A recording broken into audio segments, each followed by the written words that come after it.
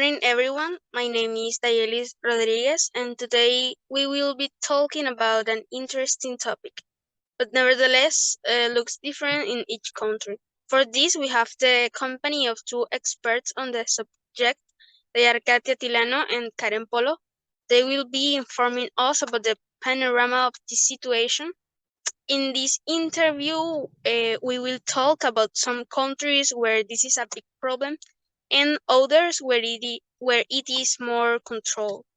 Pope Francis, the head of the Catholic Church, said about this: human trafficking is an open wound on the body of contemporary society, a scourge upon the body of Christ. It is a crime against humanity. So, Katia, what do you think about this statement? Well, this can't be more right.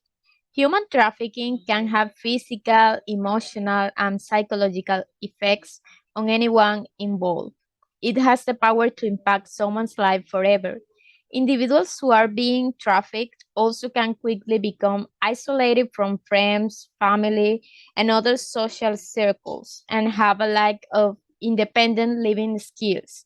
This because many victims may not understand laws in the country where they now uh, live or may not speak the language. I totally agree with you. They may have been trafficked at a young age and were unable to attend school or go to college.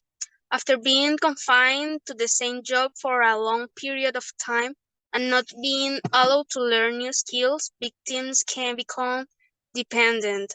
I've heard that Japan is a major destination, source, and transit country for men and women to forced labor and sex trafficking. But tell us, Karen, how is this problem presented in Japan?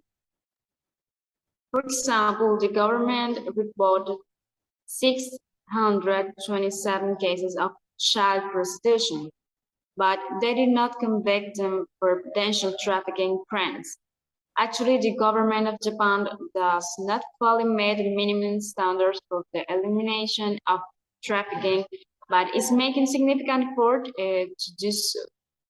This effort include identifying more traffic victims and continuing to implement public awareness campaigns.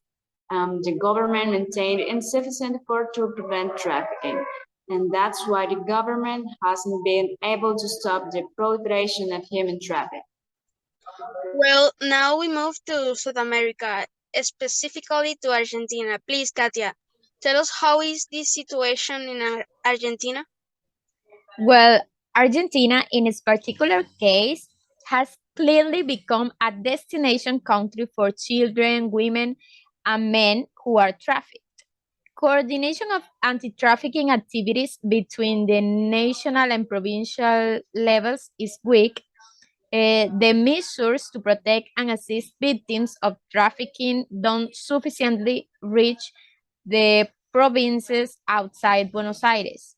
Victims are not afforded adequate protection and access to justice, including witness protection before and after trials. Further, the corruption of the police, which hinders effective prosecution of traffickers and fosters the culture of impunity.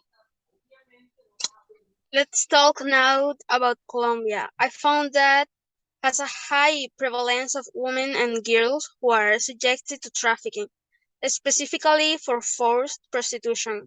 Karen, what are the causes of this situation often occurring in Colombia? Colombia has a geographical position that allows the access point between North and South America. This predetermines its role as a key migratory and human trafficking hub. The UN found that in 2020, people from 39 different countries. Does the Colombia government fully meet the minimum standards for the elimination of trafficking?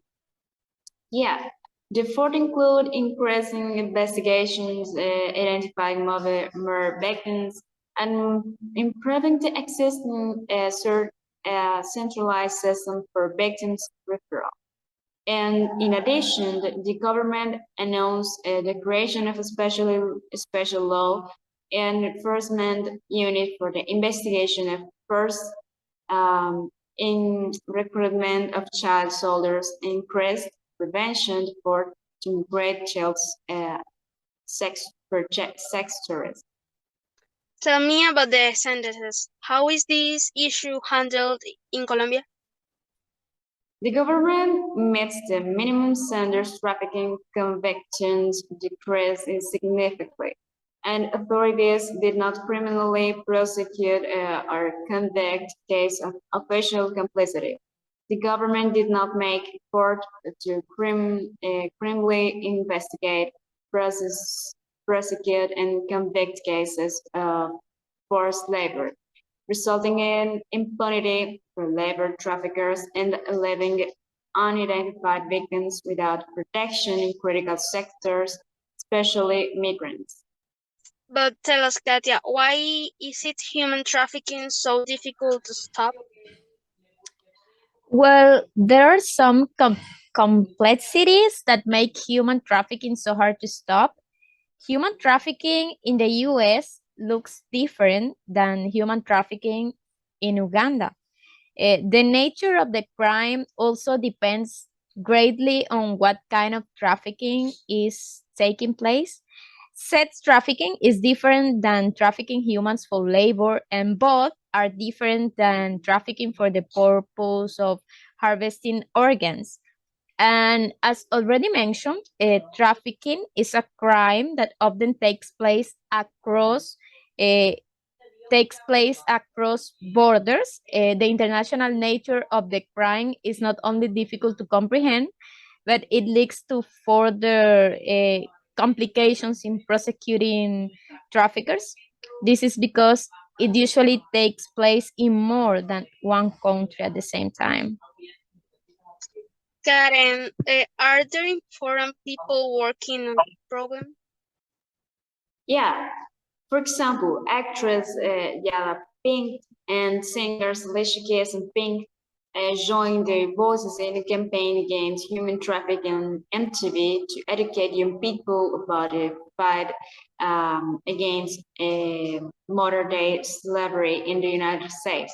The campaign included a series of 6 ads in which the three artists give voice to poetry written by survivors of human trafficking from girls and education and mentoring services. MTV reported in a statement.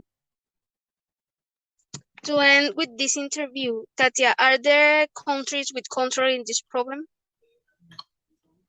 Well, Canadian society sees human trafficking as a distant crime faced by poor and violent countries, a perception that is not very real. Human trafficking grows closer in Canada than within. It grows hidden and silent, taking advantage of ignorance as fertile ground to spread. And the Swiss anti-trafficking platform identified 207 new victims compared to 142 in 2019. Labor exploitation occurred in private homes, restaurants, nail salons, or in the construction sector.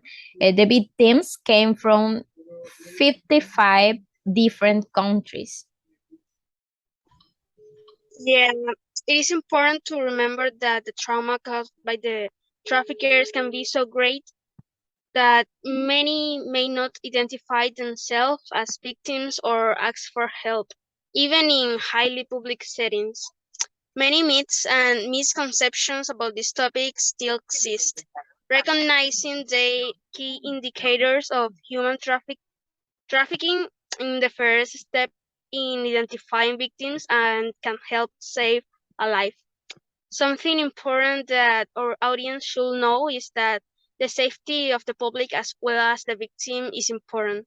Do not attempt to confront a suspected trafficker directly or alert a victim to any suspicions. It is up to law enforcement to investigate suspected cases of human trafficking. Trafficking in a person is a very delicate subject. and that is why it's necessary to discuss it with experts as we did today. Governments are doing their best to combat this. However, it is a long fight and in which they can give more effort to so that this decreases the numbers. So finally, thank you very much for having seen us today and see you in the next time.